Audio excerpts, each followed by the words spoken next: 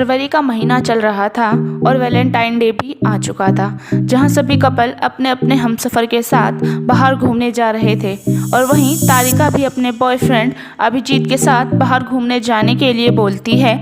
जिसकी बात ना टालते हुए अभिजीत उसकी बात को मान लेता है और तारिका को घर से बाहर आने के लिए कहता है। थोड़ी ही देर में तारिका अपना पर्स लेकर घर से बाहर निकल जाती है और अभिजीत के साथ बाइक पर बैठकर घूमने चली जाती है, जहां दोनों खूब मस्ती करते हैं और सभी तरह की चीज़ों का मज़ा उठाते हुए उसकी तस्वीरें खींचने लगते हैं। पर अचानक ही तारिका को बहुत भूख लग जाती है, जिसके चलते वो अभिजीत को कहती है कि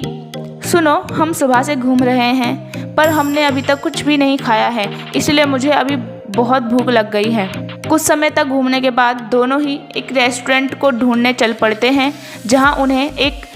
रेडिसन ब्लू होटल दिखाई देता है, जिसमें अभिजीत और तारिका दोनों ही चले जाते हैं। होटल के अंदर जाने के बाद जहां तारिका एक टेबल पर बैठ जाती है, तो वहीं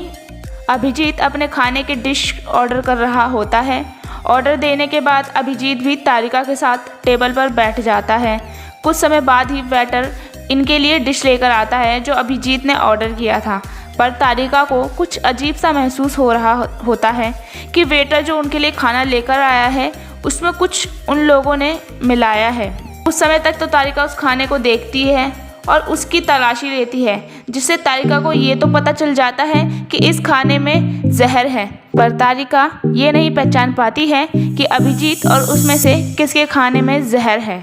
दोस्तों, क्या आप इस तस्वीर को देखकर बता सकते हैं कि तारिका और अभिजीत में से किसके खाने में जहर है? अगर हाँ, तो आपके पास इस सवाल का जवाब देने के लिए 10 सेकंड का वक्त है और आपका ये समय शुरू होता है अब।